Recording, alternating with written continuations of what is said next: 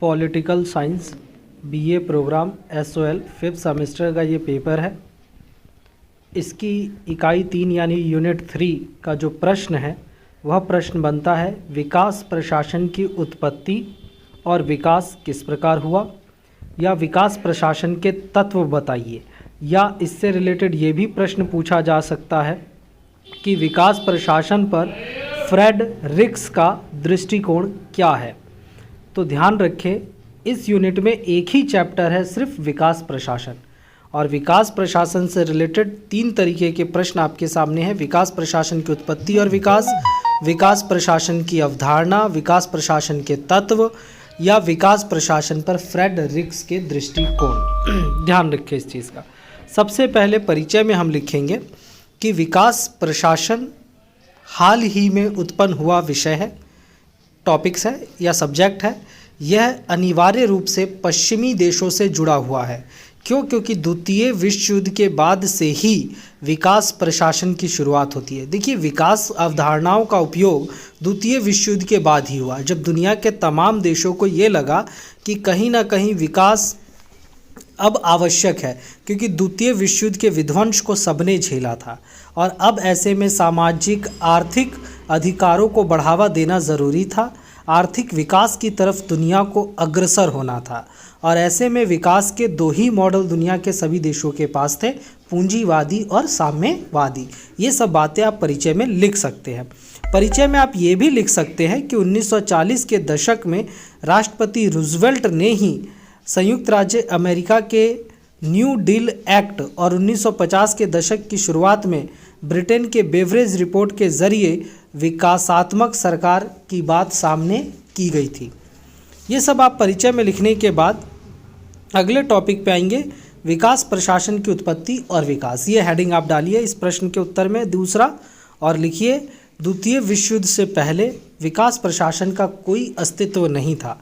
भारतीय विद्वान professor UL Goswami ने भी अपने रिसर्च में इस बात पे बल दिया है कि विकास प्रशासन जो है कहीं ना कहीं पश्चिमी विद्वानों के द्वारा शुरू किया गया, और विकास प्रशासन के माध्यम से सुधारों को शामिल किया जाता है।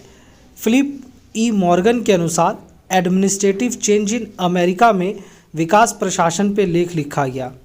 इसके अतिरिक्त अगर हम बात करें तो विकास प्रशासन सामान्य अर्थ में एक अभिव्यक्ति है, एक तरीका है जिसमें विकासशील देशों में और विकसित देशों में तुलना की जाती है। और विकास प्रतिमान का जो उदय रहा कहीं ना कहीं देखें तो इसका मेन मकसद यही था कि सभी को खुश किया जाए, सभी के सपनों को पूरा किया जाए, किसी के साथ धोखा ना हो, आर्थिक सहायता लोगों तक पहुंचाई जाए और लोगों को साथ लेकर विकास की एक रूपरेखा पेश की जाए। इंटरनेशनल लेवल पे UNO ने माना है कि आर्थिक विकास ही विकास प्रशासन है, और विकास का अर्थ है सकारात्मक परिवर्तन, सामाजिक परिवर्तन, आर्थिक परिवर्तन को ही हम विकास के साथ जोड़कर देखते हैं। 1960 का जो दशक था वो विकास का दशक माना जाता है, जब दुनिया ने अपने मॉडल्स के साथ तेज़ी से आगे बढ़ने की बात कही। अब अगली हेडिंग आप डालेंगे विकास प्रशासन की अवधारणा। तो ध्यान रखिए, विकास प्रशासन की अवधारणा को लेकर विद्वानों में मतभेद है, क्योंकि कोई इसे प्रगतिशील योजना के साथ जोड़ता है, तो कोई सकारात्मक परिवर्तन के साथ जोड़ता है, तो कोई इसे राजनीतिक, आर्थिक, सामाजिक उद्देश्यों के साथ जोड़ता है। 1960 के दशक में विकास प्रशासन लोक प्रशासन की एक शाखा के रूप में विकसित हुआ। ओवरऑल अगर हम बात करें तो विकास योजना में परियोजना, योजना, कार्यक्रम, सरकारी उद्देश्यों, नौकरशाही द्वारा किए गए काम, ये सभी आप विकास प्रशासन में ही शामिल करते हैं। फिर भी इस विषय में ओवरऑल अगर हम बात करें तो प्रशासनिक को विकास प्रशासन के साथ जोड़ा जाता है। लेख, प्रबंध, टैक्स, अकाउंटिंग का पूरा सिस्टम, देश में कर व्यवस्था के अतिरिक्त ग्रामीण क्षेत्रों का, शहरी क्षेत्रों का विकास और उनकी योजनाओं, उनके लक्ष्यों को भी विकास प्रशासन के साथ जोड़ा जाता है। ये सब आप अवधारणाओं में लिखेंगे। इसके अतिरिक्त अगर हम बात करें विकास के दशक से रिलेटेड प्रश्न लिखने की आपको ज़रूरत नहीं है, क्योंकि अगर इसे लिखेंगे तो एक लंबा आंसर बन जाएगा। आप अगला टॉपिक डालें, विकास प्रशासन के तत्व। विकास प्रशासन का तत्व का मतलब है कि विकास प्रशासन में क्या क्या चीज़ें शामिल हैं या किस तरीके से विकास प्रशासन होता है। तो देखिए, सबसे पहले विकास प्रशासन के तत्वों में की पहचान करें तो पहली चीज़ परिवर्तन उन्मुखी होना चाहिए, यानी जो भी योजना है वो परिवर्तन वाली होनी चाहिए। नंबर 2, परिणाम उन्मुखी, यानी जो भी आप योजनाएं सरकार बना रही है या कोई भी बना रहा है वो रिजल्ट ओरिएंटेड हो, यानी कुछ ना कुछ रिजल्ट दे। ऐसी कोई भी योजना नहीं बनाई जा सकती जिसका कोई रिजल्ट ना हो। नंबर 3, संचार निष्ठ और समर्पण हो, जो भी योजनाएं बनाई जा रही हैं वो लोगों की समझ में आए, लोगों तक पहुंच बनाए और लोग और सरकार भी समर्पित रहे उस योजना को चलाने के लिए। अक्सर हम देखते हैं कि सरकारी योजनाएं तो बना देती हैं परंतु उनका व्यवहार ढीलमूल रवैये वाला होता है, वो खुद ही उस योजना के प्रति समर्पित नहीं होती हैं।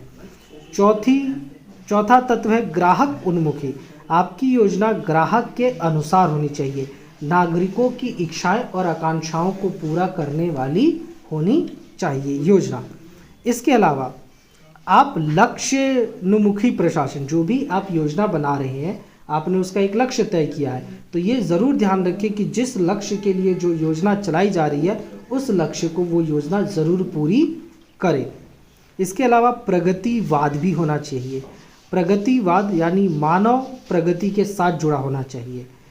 भागीदारी सबकी हो, जवाबदेही भी होना चाहिए, जो योजना की जिम्मेदारी जिस भी मंत्रालय जिस भी नेता के ऊपर है, आवश्यक है कि वह उस योजना से संबंधित कार्यों की जिम्मेदारी ले और जवाबदेही दे। तो ये सब चीज़ें आप विकास प्रशासन के तत्वों में शामिल करेंगे। विकास प्रशासन पर फ्रेड रिक्स के विचार, FW रिक्स ने तुलनात्मक प्रशासनिक समूह के साथ जुड़े रहे और अमेरिकी सोसाइटी में इन्होंने रिसर्च काम किया। इन्होंने 3 मॉडल अलग अलग देशों के लिए दिए, अमेरिका के लिए अलग, थाईलैंड के लिए अलग और फिलीपींस के लिए अलग। इनका जो सिद्धांत रहा इंडस्ट्रीज़ को लेकर ज़्यादा परफेक्ट माना गया, इंडस्ट्रीज़ औद्योगिकरण या उद्योगों से रिलेटेड ज़्यादा रहा फ्रेडरिक रिक्स का। फ्रेडरिक रिक्स का जो सबसे फेमस मॉडल था प्रिज्म मॉडल, जो कि फिलीपींस के लिए था, जो काफ़ी फेमस रहा। 1940 से 1950 के दशक में समाजवादी शक्तियों के ऊपर भी इन्होंने रिसर्च काम किया था। अब रिक्स ने क्या बातें कही हैं इसके ऊपर हम चर्चा करते हैं। रिक्स ने कहा था कि यह महसूस किया कि समाज प्रिजिमीय समाज है। प्रिजिमीय समाज का मतलब ट्रायंगल शेप में, यानी यहाँ भाई भतीजावाद और पारिवारिक संरक्षण या पक्षपात ज़्यादा देखने को मिलता है। सबसे पहले सिंपल शब्दों में अगर आपको समझाऊं तो किसी के पास अगर पावर आ जाए, कोई विकास काम का जिम्मेदारी दी जाएगी तो सबसे पहले उसमें अपने भाई भतीजावाद पारिवारिक लोगों को ही शामिल करेगा, यानी स्वार्थी मनुष्य है। प्रशासनिक कामों में आप भाई भतीजावाद को देख सकते हैं, जैसे नेता का बेटा ही चुनाव लड़ने खड़ा हो जाते हैं, नेता की पत्नी खड़ी हो जाती है, मुखिया की अगर महिला सीट है तो पूर्व मुखिया की महिला चुनाव लड़ लेती हैं। तो ये क्या है, ये भाई भतीजावाद ही है जो फ्रेडरिक रिक्स के अनुसार है, और इस वजह से विकास आगे नहीं बढ़ पाता है, फ्रेडरिक रिक्स का मानना है। फ्रेडरिक रिक्स ये भी कहते हैं कि समाज में आर्थिक उप प्रणाली को चलाना है तो बाजारीकृत व्यवस्था अपनानी होगी, सेवाओं के संबंध में ये जो पक्षपात की अवधारणा है ये खत्म करनी होगी, और वो ये भी कहते हैं कि समस्याओं को पैदा करता है कीमतों का उतार चढ़ाव, कालाबाजारी, जमाखोरी, मिलावट, ये समाज में समस्याएं पैदा करती हैं। ये फ्रेडरिक रिक्स का मानना है, और उनका ये भी मानना है कि अर्थव्यवस्था में यही महंगाई को बढ़ाती हैं और इसका सीधा असर आम जनता पर पड़ता है, और इसी वजह से विदेशी स्तर पे भी पड़ता है, सार्वजनिक नीतियों पर पड़ता है, और अक्सर भ्रष्टाचार आम लोगों का शोषण करता है, गरीबों के जीवन में गिरावट करता है, अमीर और अमीर हो जाते हैं और गरीब हो जाते हैं। ये फ्रेडरिक रिक्स के ही विचार थे, और इससे समाज का जो मॉडल है वो धराशायी होगा। विकास प्रशासन के सामने यही सब समस्याएं आ जाती हैं। तो निष्कर्ष में हम कह सकते हैं कि विकास प्रशासन में जो तुलनात्मक लोक प्रशासन की यात्रा है वो पहचान की तलाश है। अब भी विकास प्रशासन अपनी तलाश में है, क्योंकि आज भी समस्याओं से ये जूझ रहा है, लेकिन रिक्स द्वारा जो सुझाव दिए गए हैं वो वाकई में बेहतर हैं और उन समस्याओं की तरफ समाज को ध्यान देने की आवश्यकता है। ये सब बातें आप इस चैप्टर के प्रश्न में लिख सकते हैं। यूनिट 3 में एक ही प्रश्न है और ये जो मैंने बताया यही आप लिखें। चैनल को लाइक, सब्सक्राइब, शेयर ज़्यादा से ज़्यादा करें और कोशिश करें कि ज़्यादा से ज़्यादा लोगों तक ये पहुँचे। फॉरवर्ड करें अपने ग्रुप्स में, अपने कॉलेज ग्रुप्स में, कॉलेज स्टूडेंट तक ज़्यादा से ज़्यादा शेयर करें, सब्सक्राइब करें, कमेंट बॉक्स में कमेंट करना ना भूलें। धन्यवाद।